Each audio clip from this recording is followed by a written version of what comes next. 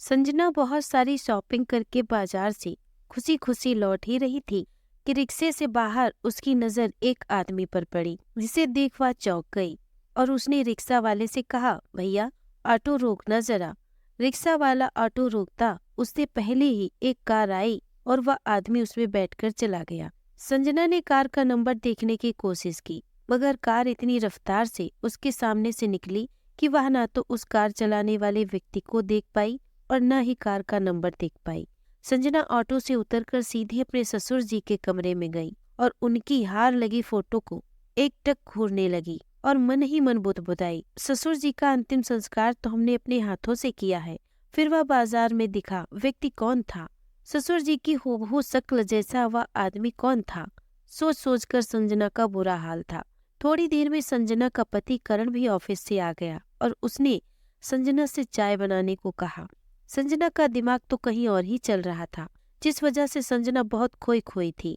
करण ने भी यह बात नोटिस की। वह बोला, संजना क्या बात है, कहाँ खोई हो?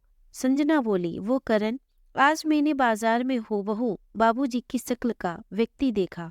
मैं उनके पास जाती उससे पहले वह कार में बैठकर चले गए। यह सुनकर करण एक तरफ तो बहुत खुश हो गया और दूसरी तरफ आश्चर्यचकित। खुशी इसलिए कि बाबूजी जिंदा हैं और हैरानी इसलिए कि यह कैसे हो सकता है। करण को यूं असमंजस में देख संजना ने अपने ही शब्दों को वापस ले लिया और बोली, अरे करण, ज्यादा मत सोचो, हो सकता है मेरा वहम हो। संजना ने करण को तो जैसे तैसे दिलासा दे दिया, मगर उसकी रात की नींद उड़ चुकी थी। आखिर वह शख्स क्या उसके ससुर जी थे? और अगर वे उसके ससुर जी थे तो वह घर वापस क्यों नहीं आए? संजना अतीत के गलियारों में खो गई। जब वह इस घर में शादी करके आई थी, सास तो घर में थी नहीं, उसके ससुर जी घनश्याम जी का ही राज चलता था घर में। करण जब छोटा था तब घनश्याम जी की पत्नी सरला जी उन्हें छोड़कर भगवान को प्यारी हो चुकी थी। घनश्याम जी अपनी पत्नी से इतना प्यार करते थे कि घर वालों के लाख मनाने के बावजूद उन्होंने दूसरी शादी नहीं की थी, क्योंकि वे करण के लिए सौतेली माँ नहीं लाना चाहते थे। उन्होंने करण को माँ और पिता दोनों का प्यार दिया, इसीलिए करण भी अपने पिताजी को भगवान का दर्जा देता था। करण अपनी पत्नी संजना से भी बहुत प्यार करता था, मगर अपने पिताजी की भी हर बात सर आंखों पर रखता था। संजना जब शादी करके आई तब भी घनश्याम जी ने घर की सारी जिम्मेदारियां अपने हाथ में ही रखी और संजना को बच्ची समझकर उस पर जिम्मेदारियों का भार नहीं डाला, जिस बात पर संजना को धीरे धीरे गुस्सा आने लगा। घनश्याम जी का रसोई में आकर कुछ भी सामान को हाथ लगाना संजना को बहुत अखरने लगा। एक बार घनश्याम जी रसोई में आकर बोले, बहू, आज सूजी का हलवा खाने का बड़ा मन कर रहा था। सूजी कहाँ पड़ी है, तुम निकाल कर दे दो, मैं हलवा बना लेता हूँ। करण को टिफिन में रोटी सब्जी के साथ आज हलवा भी भर देना। करण को भी बहुत पसंद है हलवा, देखते ही खुश हो जाएगा। संजना बोली, बाबूजी, पहली बात तो आप किसकी इजाजत से रसोई में आए? अब मैं इस घर की बहू हूँ और किसको क्या खाना है और कितना खाना है, इन सब का ध्यान मैं रखूंगी, आप नहीं समझे? और बार बार मुंह उठाकर रसोई में मत चले आइए। आपकी अपनी दुकान है, बस वहां जाकर बैठिए। घनश्याम जी बोले, बहू, मैंने तुझे हमेशा बेटी माना है और माफ करना, बहुत सालों से दुकान के साथ साथ रसोई और करण को भी मैंने ही संभाला है, तो ध्यान ही नहीं रहा कि अब इस घर और रसोई में मेरा आना तुम्हें खटक भी सकता है। करण ऑफिस के लिए टिफिन लेने रसोई में आ ही रहा था कि उसने बाबूजी और संजना का सारा वार्तालाप सुन लिया।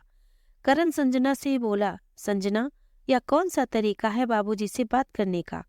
बाबूजी से माफी मांगो। संजना को बाबूजी पर तो गुस्सा आता ही था, अब करण पर भी आने लगा और वह बोली, मैं माफी नहीं मांगूंगी, मैं तो बस इतना जानती हूँ कि अब रसोई और घर तुम पर मेरा अधिकार बाबूजी से ज्यादा है। घनश्याम जी उस दिन आंसू के घूंट पीकर रह गए, क्योंकि जिस बहू को उन्होंने हमेशा अपनी बेटी माना, उस पर जिम्मेदारियों का बोझ भी नहीं डाला कि कहीं उसे तकलीफ न हो जाए, वही बहू आज उनसे इतनी ऊंची आवाज में बात कर रही थी। संजना की बात सुनकर करण भड़क गया और बोला, संजना, मेरे बाबूजी मेरे भगवान हैं और मेरे भगवान के खिलाफ मैं कुछ नहीं सुन सकता। घनश्याम जी करण को शांत करते हुए बोले, करण, चुप हो जा बेटा, बहू पर गुस्सा मत कर।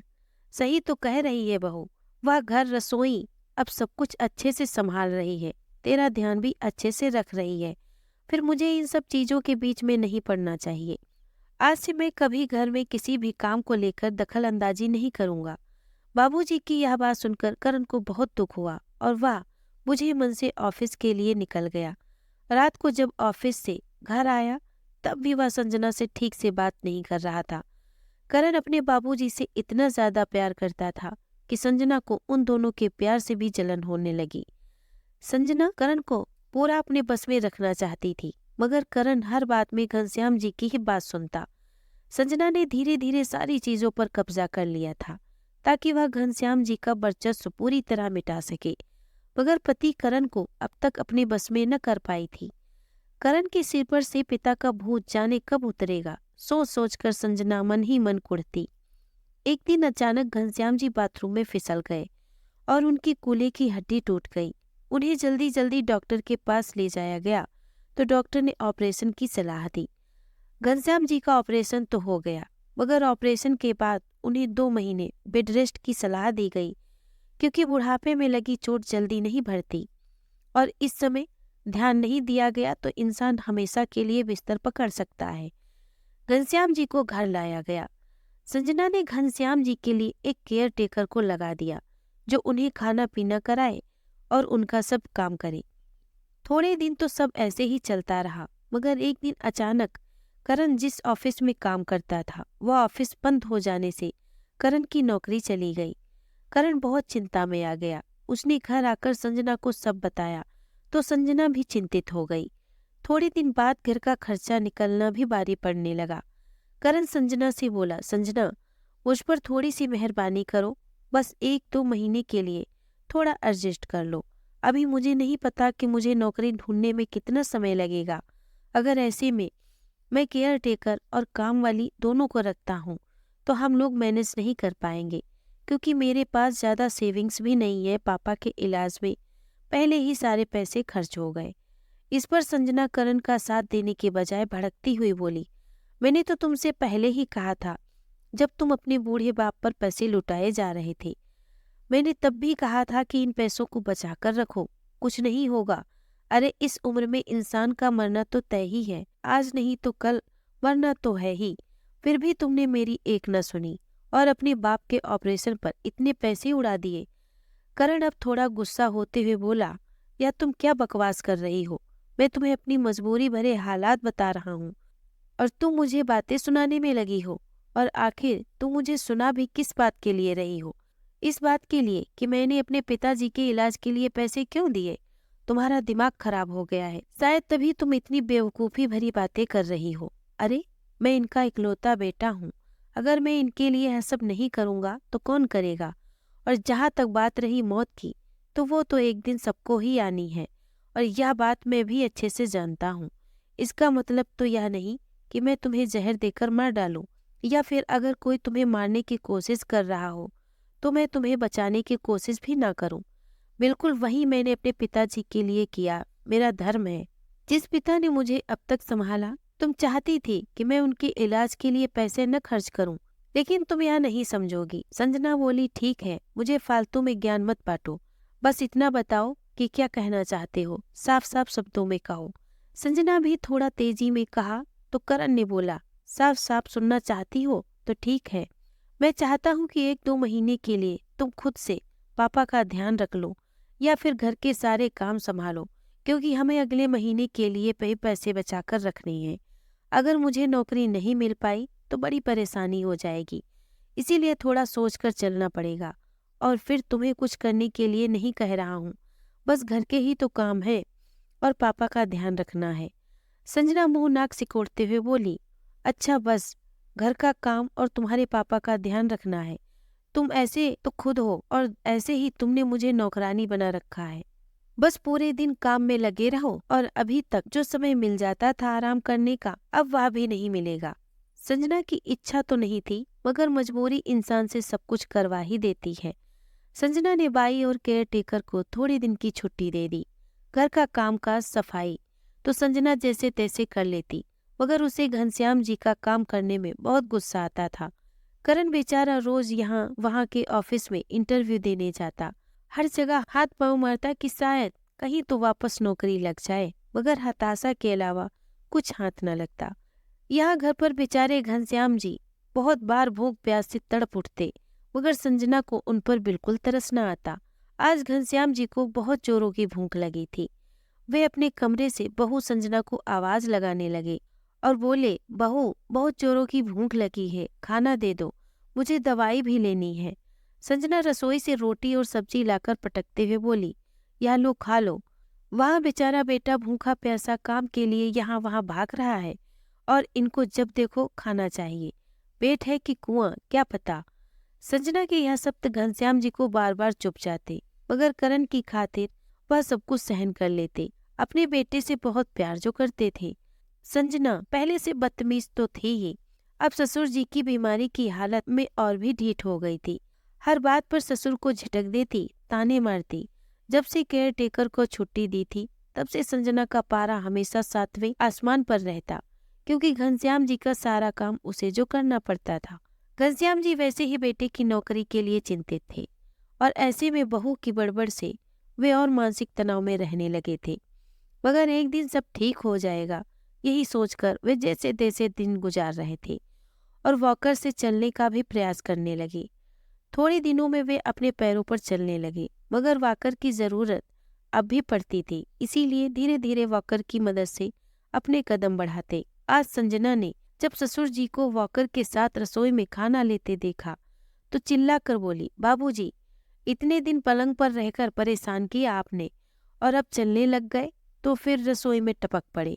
आपको कितनी बार समझाना पड़ेगा कि रसोई में कभी भी बेवक्त मत टपका करिए। जाइए यहाँ से, बोलकर चिड़चिड़ाहट में संजना मार्केट के लिए निकल गई। मार्केट में उसे उसके बचपन की सहेली गीता मिल गई। गीता और संजना इतने सालों के बाद एक दूसरे से मिलकर बहुत खुश हुई। गीता बोली, संजना चल कहीं जूस सेंटर में चलकर बैठते हैं, वहाँ रास्ते में खड़े खड़े बहुत बातें न कर पाएंगे।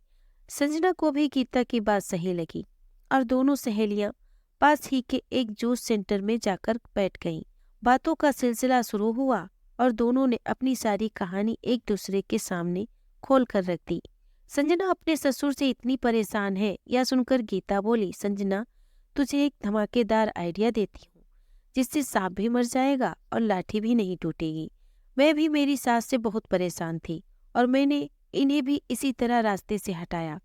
गीता की सारी बात सुनकर संजना बोली, गीता इसमें पकड़े जाने का बहुत डर है। गीता बोली, अब तक मैं नहीं पकड़ी गई तो तू कैसे पकड़ी जाएगी। घर आकर संजना ने गीता की सीख पर काम करना शुरू कर दिया। दूसरे दिन वह रसोई में गैस की बटन चालू रखकर मार्केट चली गई। उसे पता था आदतन ससुर जी रसोई में आएंगे और लाइटर जैसे ही जलाएंगे ब्लास्ट हो जाएगा और ससुर जी नाम की बला हमेशा के लिए टल जाएगी।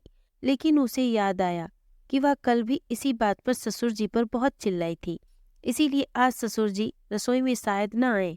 इसीलिए आज मार्केट जाते हुए वह बोली, बाबूजी आप खाना खाते वक्त अपनी दाल गर्म कर लीजिएगा, मुझे आने में देरी हो जाएगी। थोड़ी देर बाद घनश्याम जी अपनी दाल गर्म करने गए और ब्लास्ट हो गया। जब संजना घर आई, उसने देखा एक जली हुई लाश रसोई में पड़ी है और आग फैल चुकी है और सारे अगल बगल के लोगों ने फायर ब्रिगेड की गाड़ी मंगवा दी थी, जिसने आग बुझाई थी। संजना झूठ मूठ का रो रो कर अगल बगल के लोगों को सांत्वना लेने लगी ताकि किसी को उस पर शक न हो। करण जब घर आया तो पुलिस, फायर ब्रिगेड की गाड़ी और अपने घर के आसपास जब लोगों का जमावड़ा देखकर करण हतप्रत रह गया। इतने महीने के बाद आज कहीं जाकर उसकी नौकरी लगी थी, मगर यह खुशखबरी सुनने उसके बाबूजी इस दुनिया में नहीं रहे थे। यह देखकर वह जोर जोर से रोने लगा। संजना ने करण को हिम्मत बंधाई और करण के साथ मिलकर दुख व्यक्त करने लगी। संजना मन ही मन तो बहुत खुश हो रही थी। आखिर ससुर जी के खिलाफ उसने जो षड्यंत्र रचा था वह काम कर चुका था और किसी को शक भी नहीं हुआ था। सभी ने मिलकर बाबूजी का दाह संस्कार किया और धीरे धीरे अब करण भी नॉर्मल हो गया था। उसकी जिंदगी में बाबूजी की कमी तो कोई पूरी नहीं कर सकता था, मगर होनी को कौन टाल सकता है, यह सोचकर करण अपने मन को समझा देता। संजना करण और अपने बेटे के साथ खुशी खुशी रह रही थी कि आज उसे बाबूजी की शक्ल वाले उस इंसान का चेहरा बार बार आंखों के सामने आ रहा था। अगर वह बाबूजी होते तो वह घर आते, यही सोचकर संजना उस रात सो पाई। थोड़े दिन बाद एक अखबार में करण ने अपने बाबूजी की फोटो देखी, जिसमें उसके बाबूजी 2 बच्चों को प्राइज दे रहे थे। करण ने जल्दी से संजना को आवाज लगाकर वह फोटो दिखाई तो संजना बोली, हाँ यही वह शख्स है जिसे मैंने उस दिन बाजार में देखा था। करण बोला, मुझे इस जगह अभी जाना होगा संजना, हो न हो या हमारे बाबूजी ही हैं। संजना को तो जैसे सांप सूंघ गया हो, वह कुछ बोल ही नहीं पाई। करण की खुशी उसके लिए कितनी घातक है, यह बात वह जानती थी। करण अखबार में दिए गए पते पर पहुंचा तो देखा वह एक अनाथ आश्रम था। वहां के संचालक को अपने बाबूजी की तस्वीर दिखाकर करण बोला, मुझे इनसे मिलना है। संचालक बोला, यह तो बगल वाले वृद्धाश्रम में रहते हैं, हमने इन्हें यहाँ खेल में जीते हुए बच्चों को प्राइज देने के लिए आमंत्रित किया था। करण जल्दी जल्दी बगल वाले वृद्धाश्रम पहुंचा और वहां जाकर वहां के संचालक को फिर तस्वीर दिखाकर बोला, मुझे इनसे मिलना है। संचालक बोला, यह तो उनकी बेटी के साथ कार में बाजार गए हैं। करण सोचने लगा, बेटी?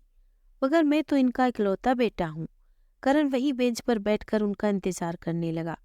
थोड़ी देर बाद वृद्धाश्रम के बाहर एक कार रुकी, जिसमें से एक 19-20 साल की लड़की और वह बुजुर्ग व्यक्ति बाहर निकले। करण उन्हें देखकर उनके गले से लग गया और बोला, बाबूजी आप जिंदा हैं। एक पल घनश्याम जी बेटे को देखकर खुश हो गए और उसे गले से चिपकाए खड़े रहे, मगर दूसरे ही पल उन्होंने करण को अपने से दूर किया और बोले, हो गया तुम्हारा और तुम्हारी पत्नी का नाटक, या और भी ड्रामा बाकी है अभी? करण बोला, मैं कुछ समझा नहीं बाबूजी। घनश्याम जी बोले, तुम लोगों ने तो मुझे ऊपर पहुंचाने का पुख्ता प्लान बनाया था, मगर उस दिन मेरे बचपन का दोस्त घर मुझसे मिलने आया था और वह बोला, आज मैं तेरे लिए रसोई से खाना लेकर आता हूँ। इतने सालों बाद वह मुझसे मिलने आया था, घर में दूध नहीं था, तो मैंने सोचा मैं बगल वाली दुकान से दूध लेकर आता हूँ ताकि उसके लिए चाय बना पाऊँ। मैं दूध लेने गया था, मगर वहाँ दुकान मालिक न होने के कारण मुझे बहुत देर हो गई और जब मैं दूध लेकर घर पहुँचा तो संजना को किसी से फोन पर बातें करते सुना। तुम्हारा प्लान काम कर गया।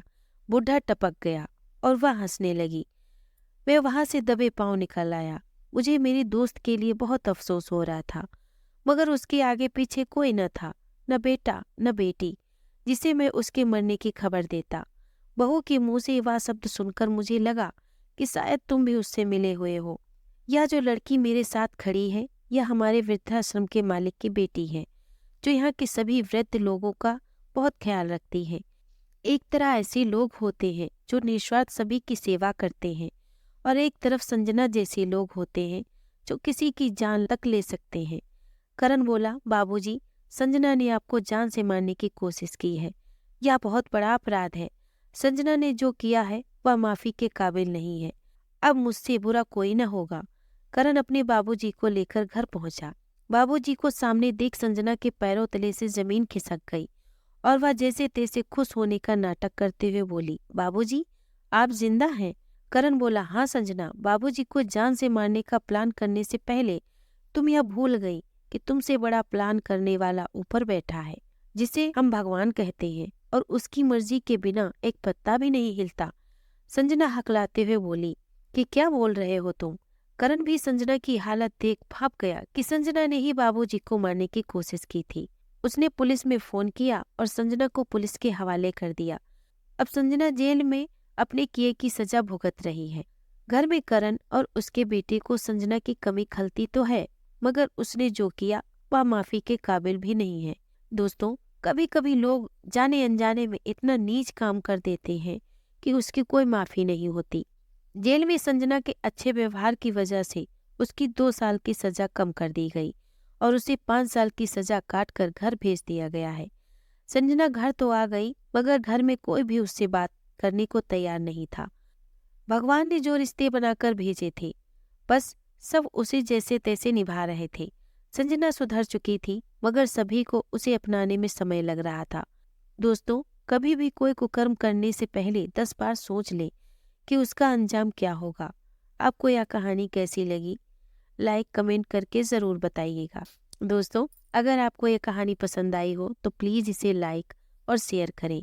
अगर आप हमारे चैनल पे नए हैं तो प्लीज़ इसे सब्सक्राइब करें। धन्यवाद।